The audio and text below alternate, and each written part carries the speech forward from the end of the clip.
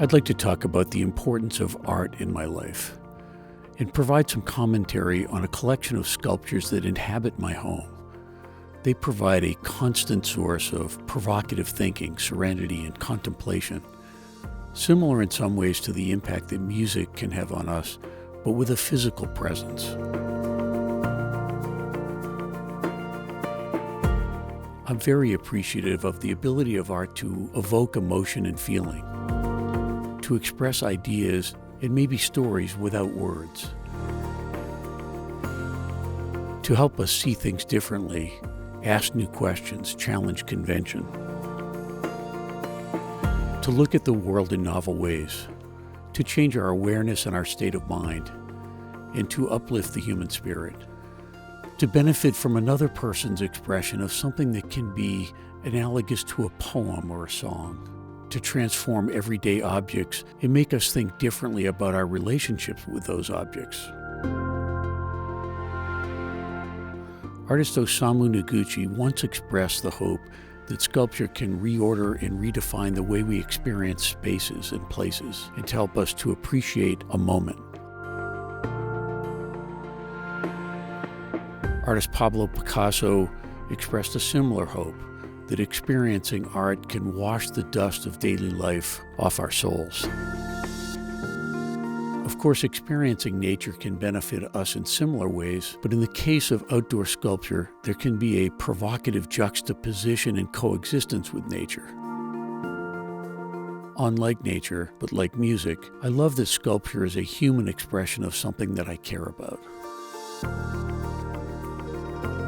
Artist Maya Lin expressed her intentions this way: I try to give people a different way of looking at their surroundings. That's art to me. I like to think of my work as creating a private conversation with each person, no matter how public each work is, and no matter how many people are present.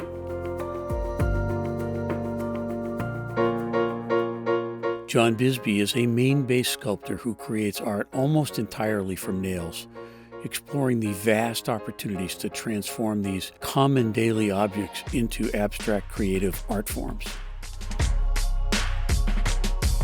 A catalog for Bisbee's American Steel exhibition in 2018 described the artist as a force of nature as complex and as powerful as his art, saying that his work his assertiveness to match his outsized personality.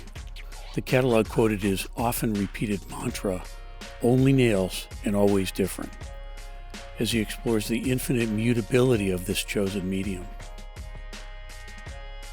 I have had a long and memorable relationship with John Bisbee, and I admire his remarkable creativity and his ferocious dedication to expressing himself through art. The infinite. In my case, the infinite capabilities of the nail. Taking the most ordinary and mundane of objects, the nail, and spending my entire life trying to unleash it into its full capability. And never fully getting there, but being obsessed with that chase. So for me, it's about transformation and discovery and risk and failure and occasionally reward.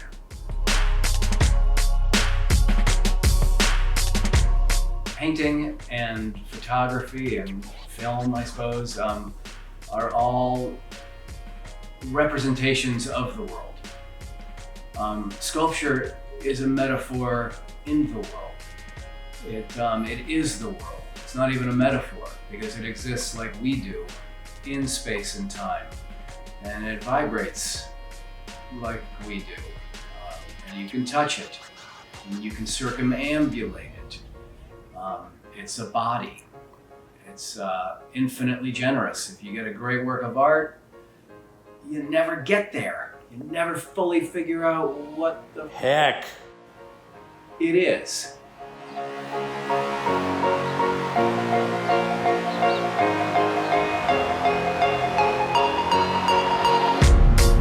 Artist Chakaia Booker creates large-scale abstract sculpture mainly from automotive rubber, recycled tires.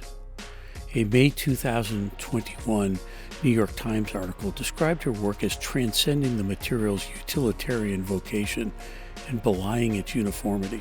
In Chakaia's hands, rubber tires that are part of our daily life are transformed into abstract and sometimes vaguely figurative sculptures. The New York Times article also commented on Chakaia's distinctive appearance with clothing regalia, calling it memorable and integral to her work, with a quote by Chakaia saying, "I sculpt myself every day." Her work has prompted many interpretations, including references to industrial decline, the ecology of salvage, environmental concerns, and racial issues. I admire many things about Chakaia and her work, including deep exploration of the vast creative opportunities to create sculpture from one industrial material, similar to John Bisbee's work with nails, Ursula von Rydingsvard's work with 4x4 cedar planks, Tara Donovan's work with paper plates and other objects, Aurora Robson's work with plastic trash, and Johnston Foster's work with discarded wood and other material.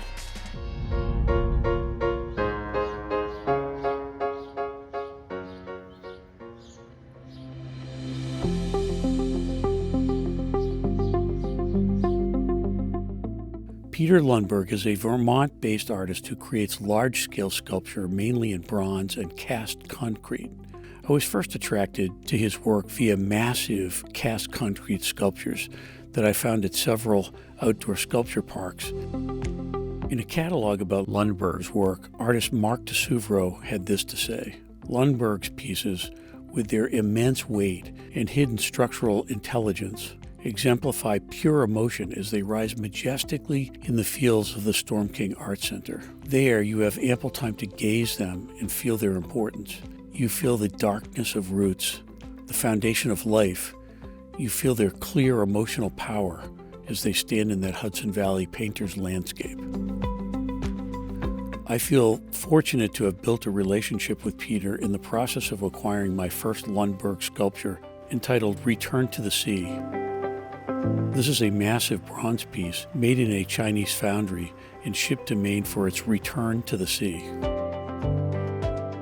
To me, that's what it is. It's an abstract language, like music or mathematics. It's a pure abstract language that we use to describe the world we live in and to revel in the world we live in. And that's, I think, the point of sculpture. Is to offer a view that you wouldn't normally see and a way to appreciate things that come from the imagination.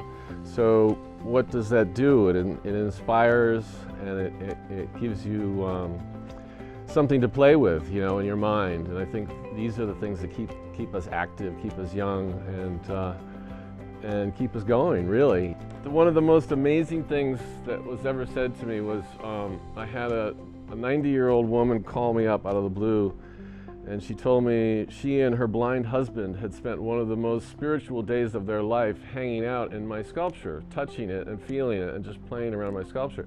I was left speechless. I didn't even know how to respond to that. But you can't really get any better than that. I once had a 10-year-old boy. I asked him, what do you think of my sculpture? And we were standing inside the sculpture. And he looked up and he just said, it makes me think of all the possibilities of my life.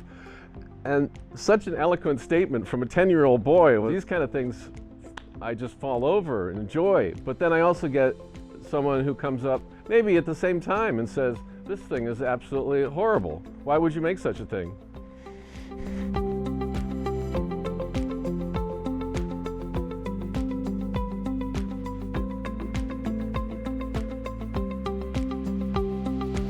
Ursula von Rydingsvard is a New York-based artist who gives fascinating visual form to her ideas and emotions primarily through large-scale sculpture made in distinctive, creative, labor-intensive processes from cedar wood planks. Occasionally, her works are also cast in bronze. A recent catalog noted that she spent several years of her early life in the wooden barracks of refugee camps in Germany, saying her works offer subtle hints of biographical, religious, or cultural references while deliberately remaining abstract and evocative. Amidst an exhibition of her work, the Washington Post had this to say: Her remarkable body of work and her courageous honesty has earned our esteem. I first saw Ursula's work via her towering sculpture at the entrance of the McGovern Brain Institute at MIT. I found that Ursula had a connection to neuroscience via her late husband, Dr. Paul Greengard, a Nobel laureate on the faculty of Rockefeller University. I have since gotten to know and appreciate Ursula, including several studio visits, and I'm honored to have 2 of her cedar and graphite sculptures in my home.